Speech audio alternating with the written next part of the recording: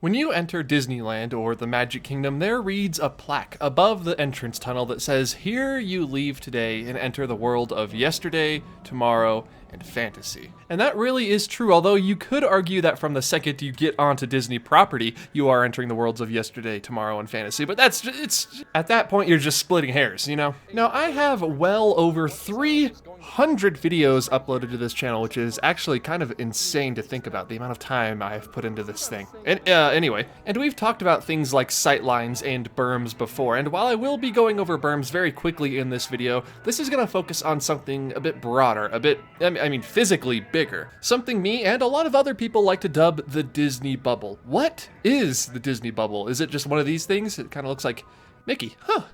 Interesting. Or is it something that can sometimes make or break your experience while you're in the parks and while you're on Disney property at both Disneyland, Disney World, Disneyland Paris, Shanghai, Tokyo, Hong Kong, wherever you are? It makes a really big difference. So join me today as we discuss the Disney bubble. What makes it, how large of an area it can cover, and how Disney keeps it from popping. Figuratively, I guess.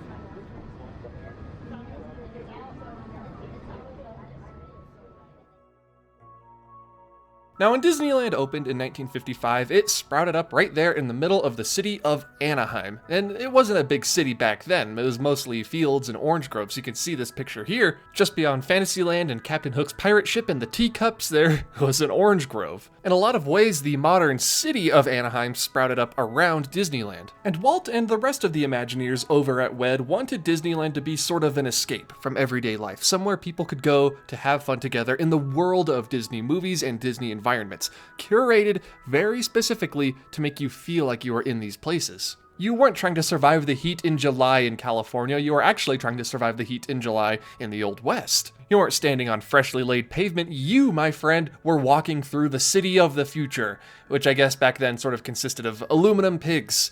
Don't ask, it's a whole thing. Again, over 300 videos, there's one out there talking about it. But the amount of land that Disney had bought up during the construction of Disneyland didn't offer much room for expansion. About half of it was allocated to a parking lot nowadays known as California Adventure, and the other half being the Disneyland park itself. And then, of course, you had the Disneyland Hotel over there off to the side, but Disney didn't own that. Not yet. Hang on, Eisner. Now I'm going to go ahead and skip a few chapters in this book and just to sort of assume that you know that Disneyland turned out to be a smash hit. Everybody wanted to go to Disneyland. The young hip teens, the older people, the adults, and yes, sometimes even the children, you know, they tag along sometimes too. Everyone had a place to go at Disneyland. And because it was so successful, you had a couple of enterprising businesses on the outskirts of the Disneyland property trying to make their buck sort of off the back of Disney. And you know, to be fair, there was demand for hotels and restaurants just outside of Disneyland. And so that made for the awkward situation of when you walked back out of those turnstiles, you were once again in the real world. The city of Anaheim in the 1950s and 60s,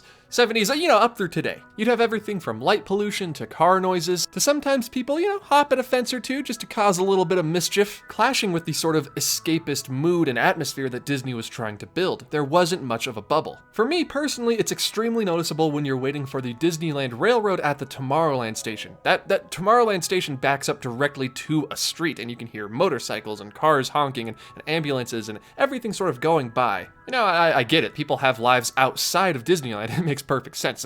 People have to go places, but it definitely does ruin the illusion of you waiting for a turn-of-the-century steam locomotive in the city of the future. And so to help alleviate some of this problem, Disney built a berm around their park. A big old wall of dirt, essentially, is what a berm is. That way you wouldn't be able to see out of the park, and a lot of the noise coming into and out of the park was dampened. This is why the stretching room at Disneyland is actually a real-life elevator that brings you underneath the berm, underneath the railroad when you pass through the changing portrait hallway, and out into a show building on the other side of the railroad tracks when you're riding the actual ride on your dune buggy. Noise and businesses and buildings don't really matter there because you're completely enclosed in a super dark, loud, scary show building. Very scary. It's a very scary ride. I mean, just look at this guy. Is he not gonna haunt your nightmares for the rest of eternity? And so having about 15 years of experience running a theme park, when Disney decided to build Walt Disney World in Orlando, they knew they had to go big, not just to sort sort of surpass Disneyland in Anaheim, California. It can be argued if they did or not, but also to keep that Disney sort of escapist atmosphere in and the rest of the world out. So instead of acquiring about 160-ish acres like they did for Disneyland in Anaheim, they acquired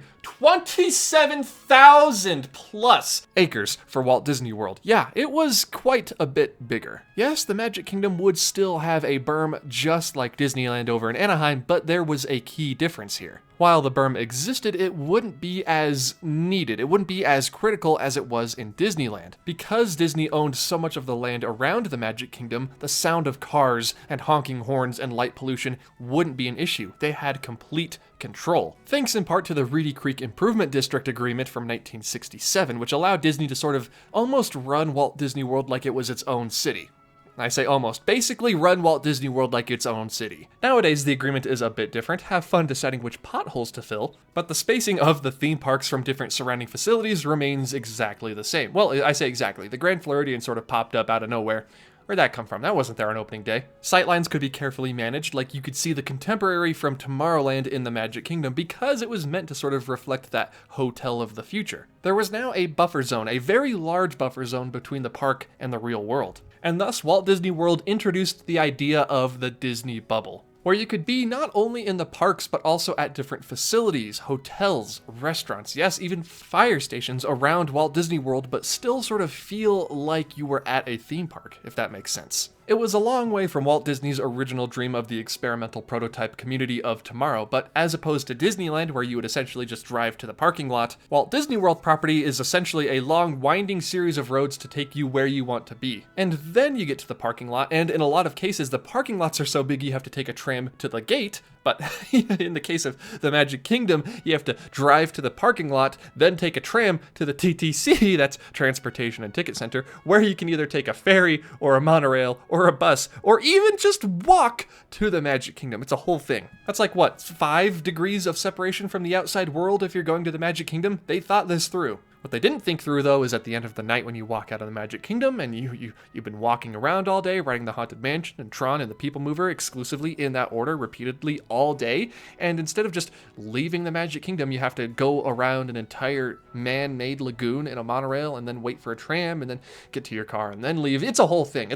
I'm rambling now, but man, it's a lot of steps getting out of that place. But at the end of the day, it's all worth it, because when's the last time you walked out of Epcot and saw an IHOP right across the street? Although that doesn't sound like a bad idea, it's called the International House of Pancakes. You could serve pancakes from all over the world. Disney, my lines are open. We can hash this out. And with the addition of an absolute just a ton of hotels when Michael Eisner was in charge of the Walt Disney Company, and with the addition of value resorts and moderate resorts, you didn't have to stay off property. Well, not anymore, at least. You could stay on property in the Disney bubble and not break the bank. You know, usually. And then when it came to overseas expansion, Disney didn't go as big as Walt Disney World, and they wouldn't. Ever again. But they did take the things that they learned from building Walt Disney World to make the Disney bubble more effective with less land. Tokyo Disneyland proper, like Disneyland before it, used a combination of a berm and trees and foliage to help sort of build up that barrier, and in the case of Tokyo Disney Sea, they actually built the Hotel Miracosta, or at least part of it, as a themed berm for Mediterranean Harbor, the entrance area for the rest of the park. It's essentially just a giant themed wall that blends in with the skyline. And then, of course, the park backs up to Tokyo Bay, you know, the actual ocean. And so the water features inside of the park sort of blend into the actual ocean water outside. When Euro Disneyland rolled around, nowadays known as Disneyland Paris, Michael Eisner and friends resorted to the good old tried and true method of building your park in the middle of farmland.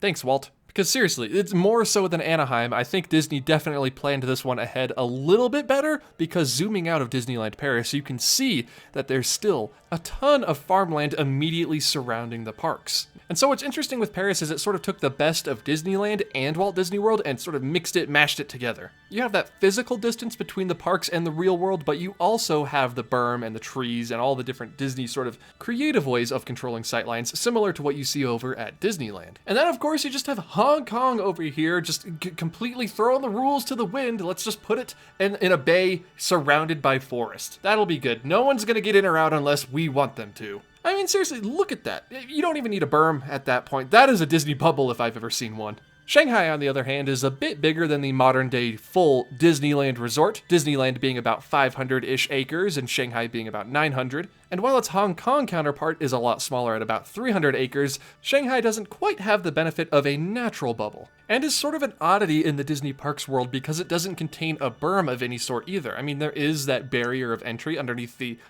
train station that doesn't have a train. They try their best to maintain sightlines within the park, not always to great success. But interestingly, here at Shanghai, they mostly use facades to help keep the outside world out. The actual buildings themselves, not plants, not a berm, nothing like that. The buildings are the berm, if that makes sense. It's not a wall of earth, it's just a regular wall. And then, of course, the trees. Lots and lots of trees.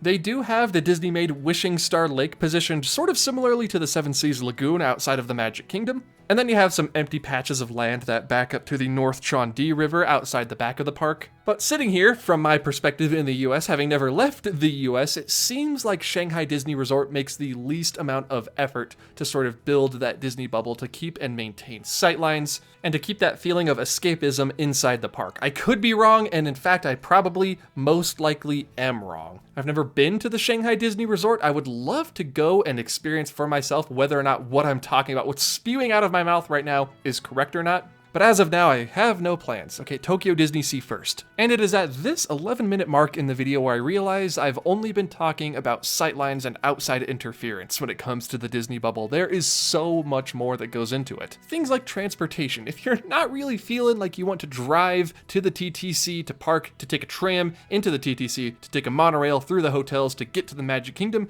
you can just take a monorail. If you're staying at a hotel on the Loop. Otherwise, you can just take a bus, which does drop you off in the front. Or if you're like me and you're staying at the good old Pop Century Resort and you want to just go to Epcot in the evening, not necessarily to ride anything or eat anything, just to sort of bask in that Epcot glory, you can take the Skyliner from your hotel to Epcot. It's quick, it's efficient, it's like a ride in of itself, and it's free because you're staying in that Disney bubble. I mean, you could call an Uber, but why? You could just take the Skyliner and maybe you would get a Haunted Mansion themed bucket, something to think about. All of this, of course, meticulously designed by Michael Eisner himself, sitting in a dark room trying to keep guests on Disney property for as long as possible without spending any of that money outside of the resorts. What a genius this man is. And that's what, from a business perspective, the Disney bubble is. It's a way to keep you on property and spending money, and spending that money, giving it exclusively to Disney, nobody else. But from a guest-facing perspective, it's a way to immerse you in the world of Disney, a way to keep the outside out and the inside in. It's not even necessarily a ruining the magic thing or a keeping the magic intact sort of thing. At the end of the day, if you exclude the business portion of it, the Disney bubble and keeping you immersed in the world of Disney has to do with the story being told. Because yeah, you may see backstage areas from the Skyliner. Yeah, sure, Cosmic Rewind may have a gigantic show building that you can't really hide with a berm or some trees, and that may or may not ruin some sightlines for Epcot. But keeping you immersed, and most importantly, having you feel like you're still at a Disney resort is the most important part. It's all part of the story that's being told, and honestly, I'm really grateful for it. Not just because I can catch the Skyliner from my hotel to Epcot, or because from the moment I step underneath that Disneyland sign on Harbor Boulevard and the music begins to fade in and I can see the spires of Space Mountain and the Matterhorn behind, the berm. You, my friend, and me, everyone who passes into Disney property is part of the story that's being told. Which is why they have these really cool Mickey-shaped hedges at the Contemporary. I was gonna work those into the video somehow, didn't know how, so I'm just gonna put them at the end here. Look at those.